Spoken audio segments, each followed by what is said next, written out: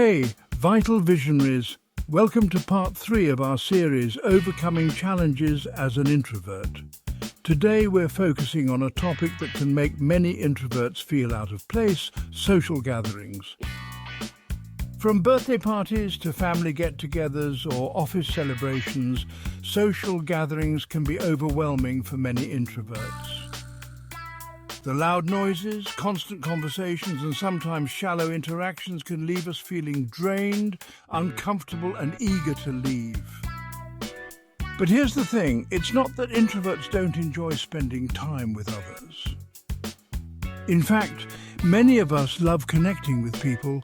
We just prefer meaningful, one-on-one conversations over large, bustling groups.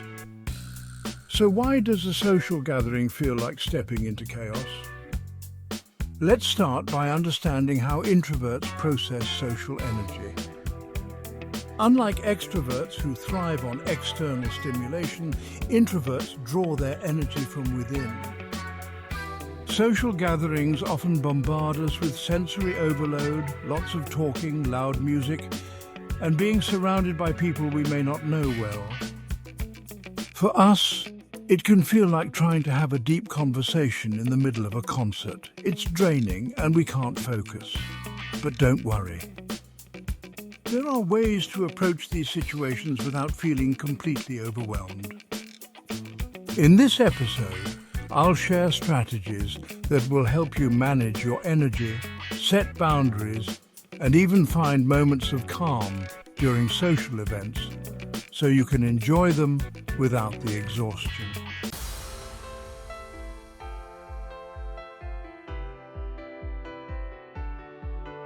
Before attending any social gathering, one of the most important things you can do is set your own boundaries and intentions. As introverts, we often feel pressured to behave like extroverts in social settings, but that's simply not who we are, and that's okay. Here's how you can prepare before attending a social event. Step 1. Set your time boundaries. Decide how long you want to stay at the event. For example, if you're attending a party, you can plan to stay for an hour or two, long enough to engage, but not so long that you feel completely drained. Give yourself permission to leave once you feel your energy waning. It's important to honor your own limits. Step 2. Have an exit strategy. It's also helpful to have an exit strategy. This doesn't mean making excuses to leave early, but having a way to gracefully exit when you're ready. You can let the host know you'll be leaving at a certain time, or simply say, "It's been great, but I'm heading out." No need for a lengthy explanation. Step 3. Set an intention. Next, set a positive intention for the event. Instead of focusing on your discomfort, ask yourself, what do I want to get out of this gathering? It could be connecting with one or two people on a deeper level, or simply enjoying the atmosphere for a short time. By setting boundaries and intentions beforehand, you can feel more in control of the situation and less overwhelmed by external pressures. Remember, it's about managing your energy, not forcing yourself to fit into a role that doesn't suit you.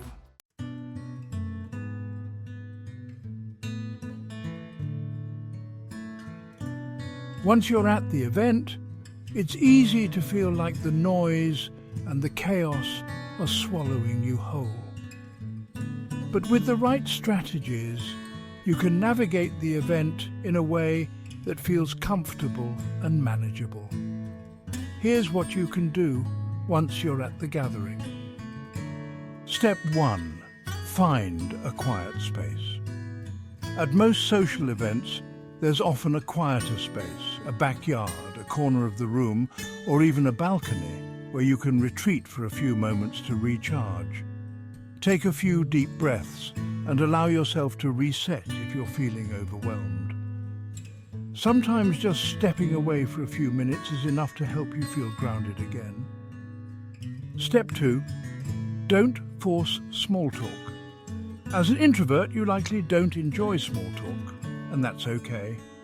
Instead of forcing yourself into shallow conversations, focus on finding one or two people you can connect with on a deeper level. Ask meaningful questions like, what's been inspiring you lately? Or what are you passionate about? This will help steer the conversation toward topics that are more engaging for you. Remember, you don't have to engage with everyone. If you're not feeling the conversation, it's perfectly fine to excuse yourself. Simply say, I'm going to grab a drink, or I'll be right back, and take a break.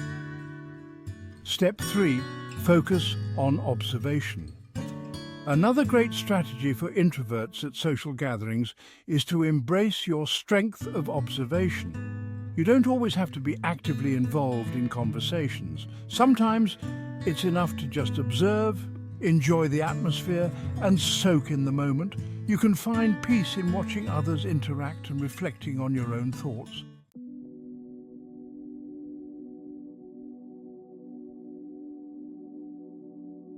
Once the event is over, it's time to take care of yourself.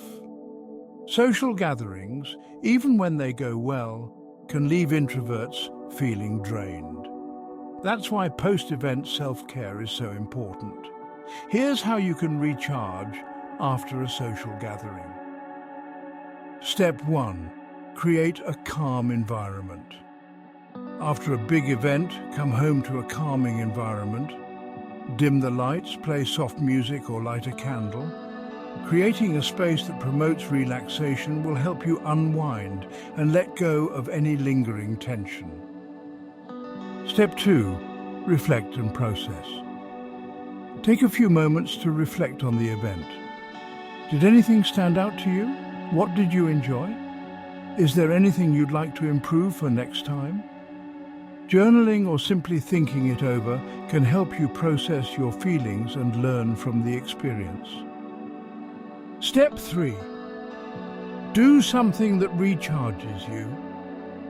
Whether it's reading a book, meditating, or watching your favorite show, make time to do something that restores your energy. This isn't about shutting the world out, but rather giving yourself the space to recover.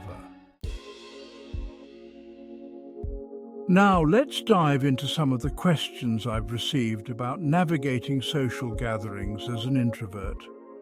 I know that for many of us it's not just the social interaction that's challenging, it's the anxiety that comes with it. Here's a great question. I always feel anxious before going to social events, even small ones. How can I manage that anxiety before I arrive? That's a really common experience for introverts, so you're definitely not alone. One of the best ways to manage anxiety before a social gathering is to prepare ahead of time, both mentally and emotionally. Here are a few tips. Tip 1. Practice relaxation techniques before you go. Start by doing some simple breathing exercises or meditation before the event. By focusing on your breath and calming your body, you can reduce the physical symptoms of anxiety, like a racing heart or tight muscles. You could try something as simple as taking 5 deep breaths, slowly inhaling through your nose and exhaling through your mouth. This will help you feel more centered and grounded before you even step out the door. Tip 2. Visualize a positive outcome. Another helpful technique is visualization.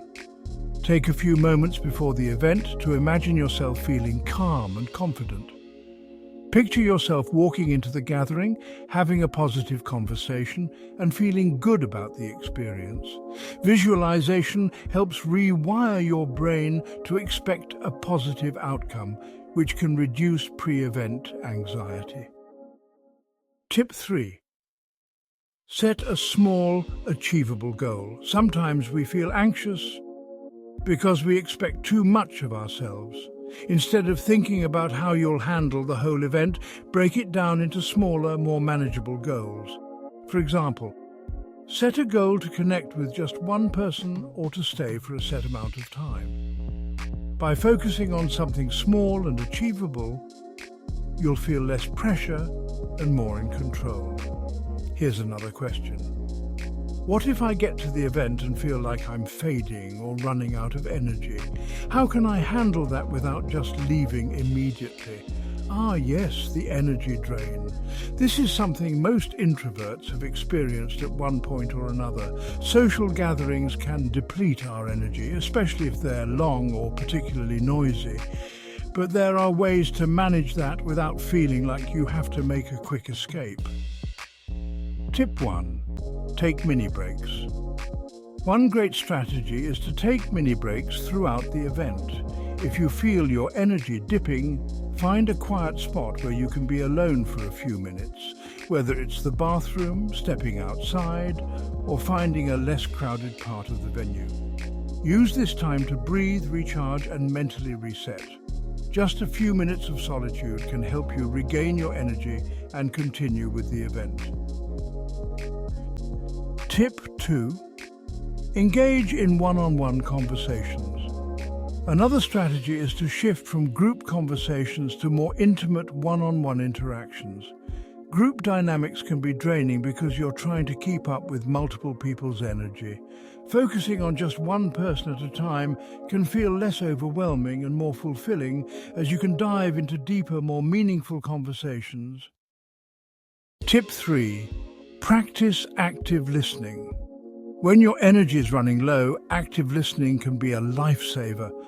Instead of feeling like you have to contribute a lot to the conversation, focus on being present and listening carefully to what others are saying. Nod, ask follow-up questions, and engage without feeling the pressure to speak as much. This allows you to participate while conserving energy. Here's another common concern. I find it really hard to know what to say at social events, especially when I don't know anyone well. How do I start a conversation without it feeling awkward? This is a big one.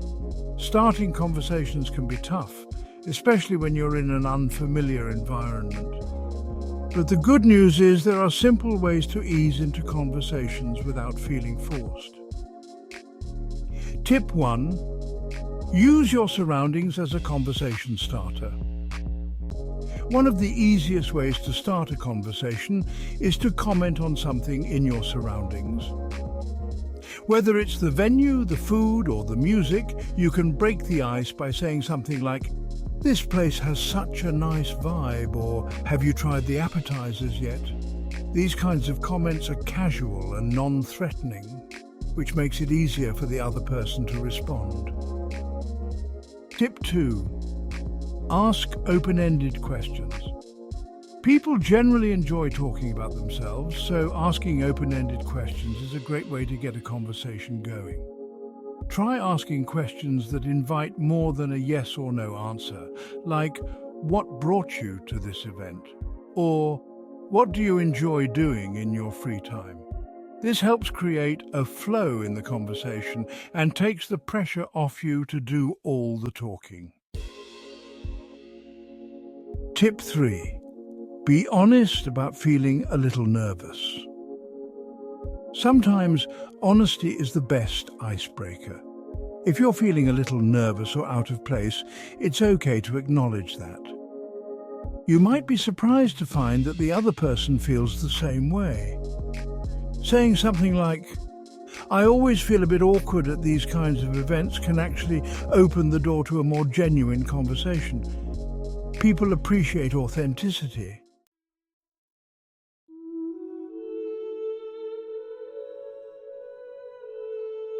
At the end of the day, being an introvert at social gatherings isn't about trying to change who you are. It's about embracing your natural strengths and finding ways to navigate these situations in a way that feels true to you. One of the most important things to remember as an introvert is that your introversion is not a weakness, it's a strength.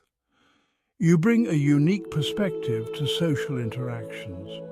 You may not enjoy small talk, but you thrive in deeper conversations. You may not love being the center of attention, but you excel at listening and making others feel heard. These qualities are incredibly valuable. The journey of personal growth doesn't mean forcing yourself to be more extroverted. It means learning to accept yourself set boundaries, and navigate social situations in a way that works for you. Growth comes from understanding your limits and respecting them, while still challenging yourself to step outside your comfort zone in small, meaningful ways. So the next time you're faced with a social gathering, remember, it's not about how long you stay, how many people you talk to, or how social you appear. It's about showing up as your authentic self, doing what feels right for you, and honoring your need for space and quiet when you need it. And that's a wrap for part 3 of our series, Overcoming Challenges as an Introvert. I hope these strategies give you a new perspective on navigating social gatherings in a way that feels more comfortable and empowering. Set boundaries and intentions before the event. Take breaks and find quiet spaces. Focus on meaningful one-on-one conversations. Recharge afterward with self-care. Next week, we'll be diving into part 4, where we'll explore something every introvert faces, dealing with overstimulation in daily life. If you've ever felt overwhelmed by constant noise, activity, or demands on your attention, you won't want to miss it. Don't forget to subscribe and hit the notification bell so you never miss an episode. And let me know in the comments, what's your biggest challenge at social gatherings and what strategies have worked for you? Take care until next time, vital visionaries.